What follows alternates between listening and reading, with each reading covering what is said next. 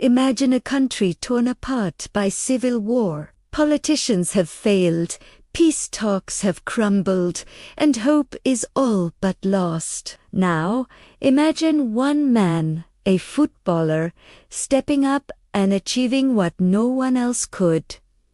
This isn't a movie script. It's the incredible true story of Didier Drogba, the man who used a football to stop a war. Stay with me to find out how one goal changed the fate of a nation. Didier Drogba Tebeli was born in Abidjan, Ivory Coast, in 1978.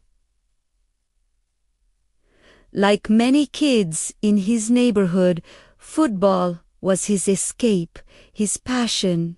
But his journey to stardom was anything but ordinary. At just 5 years old, his parents sent him to France to live with his uncle, a professional footballer, hoping for a better life and education for their son. This early move was tough. He was homesick, and the cultural shift was immense. He even returned to Ivory Coast for a few years before going back to France permanently as a teenager. These early struggles forged a resilient character. Drogba wasn't a prodigy who was instantly recognized. He had to fight for every opportunity. He was often plagued by injuries and had to balance his studies with his football dreams, which sometimes meant putting his passion on the back burner. It was until he was 21 that he signed his first professional contract with Le Mans in France, second division.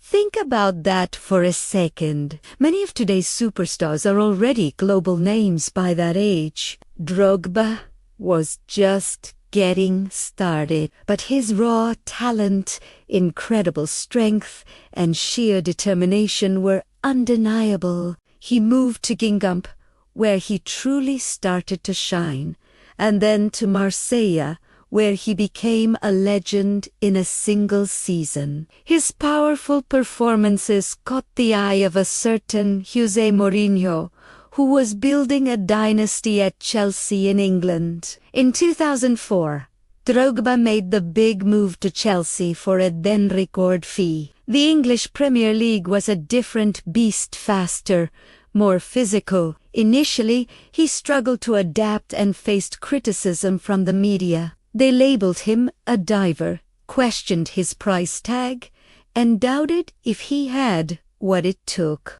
But Drogba was never one to back down from a challenge. He used that criticism as fuel. He worked relentlessly, honed his skills, and soon the entire world would know his name. He became the ultimate big game player. When the pressure was highest, when the stakes were at their peak, that's when Drogba was at his most dangerous. He scored crucial goals in cup finals, title deciders, and high-stakes European nights. He wasn't just a goal scorer. He was a leader, a warrior on the pitch who inspired his teammates to give their all. His trophy cabinet with Chelsea is staggering. 4 Premier League titles, 4 FA Cups, 3 League Cups, and the one they all craved the most, the UEFA Champions League. But this story isn't just about trophies and goals. It's about what was happening back in his homeland, Ivory Coast. While Drogba was conquering European football, his country was falling apart. In 2002, a brutal civil war erupted, splitting the nation in two.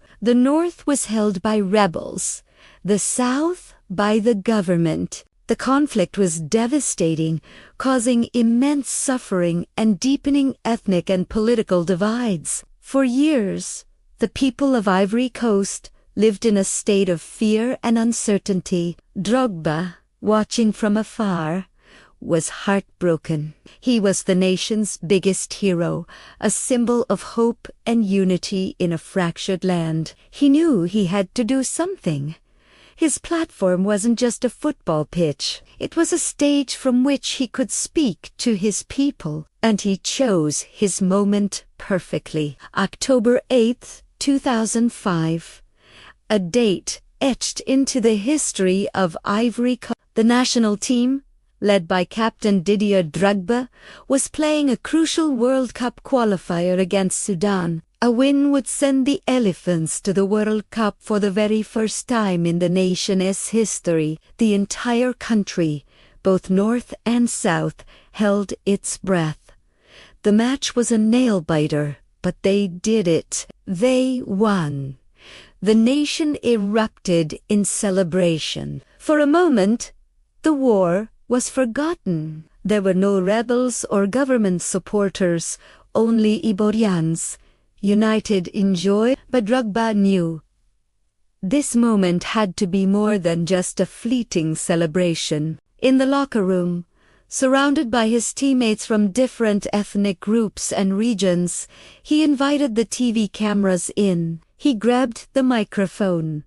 This was not a pre-written speech by a politician. This was raw, unscripted emotion from a man who loved his country. He fell to his knees, live on national television, and with his teammates behind him, he pleaded with his countrymen. He said, "Men and women of Ivory Coast, from the north, south, center, and west, we proved today that all Ivorians can coexist and play together with a shared aim to qualify for the World Cup. We promised you that the celebrations would unite the people. Today, we beg you on our knees. Forgive, forgive, forgive. A great country like Ivory Coast cannot descend into war. Please, lay down your weapons, hold elections. Everything will be better." The impact was immediate and profound. His words resonated across the divided nation in a way no political speech ever could. He wasn't talking down to them. He was one of them, a son of Ivory Coast, begging for peace. Within a week of his plea, the warring factions agreed to a ceasefire. It was a fragile truce, but it was a start. The man who scored goals for a living had just scored the most important goal of his life, goal for peace.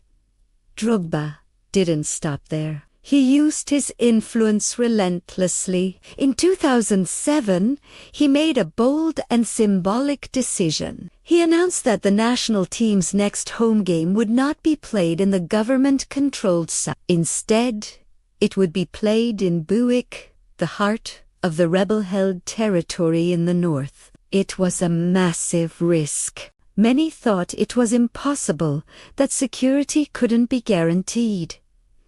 But Drogba insisted. He traveled to Buick himself, meeting with rebel leaders, reassuring everyone that this was about unity, not politics. The day of the match was extraordinary. For the first time in years, government soldiers and rebel forces stood side by side, not as enemies, but as security for a football match. The stadium was packed with people from all over the country. And, as if scripted by a higher power, Drogba scored the final goal in a 5-0 victory. The crowd went wild.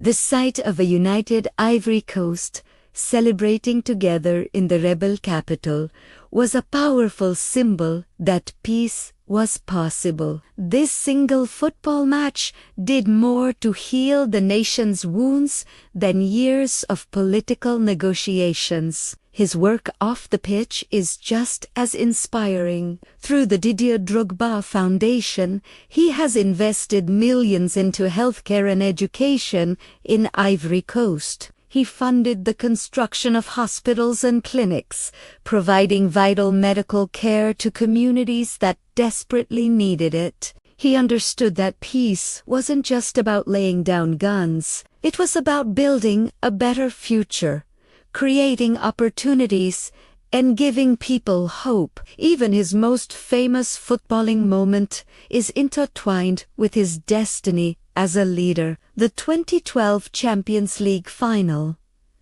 Chelsea were the underdogs against Bayern Munich, playing in their home stadium. With just 2 minutes left, Chelsea were losing 1-0. It seemed all over. Then, a corner kick. Who else but Didier Drogba rises up, heading the ball into the net with incredible power. He had saved them. In the penalty shootout, it all came down to the final kick. The weight of the world was on his shoulders. Step up, cool, as you like, and sent the goalkeeper the wrong way. Chelsea were champions of Europe for the first time, and Drogba was the undisputed hero. Many see that as his crowning achievement in football. But when you ask Drogba what his greatest accomplishment is, he doesn't talk about that night in Munich. He talks about that day in the locker room in Sudan. He talks about that match in Bowick. He proved that a footballer could be more than just an athlete. He showed the world that one person, armed with passion, courage, and a platform, can make a real difference. Didier Drogba is a legend for the goals he scored and the trophies he won. But he is an icon for the lives he changed and the country he helped unite. He is a testament to the incredible power of sport to transcend conflict and bring people together. He is the man who stopped a war. What do you think is the most inspiring part of Drogba's story? Let me know in the comments below. If this story moved you, please give this video a like, share it with your friends, and don't forget to subscribe for more incredible stories from the world of football. Thanks for watching.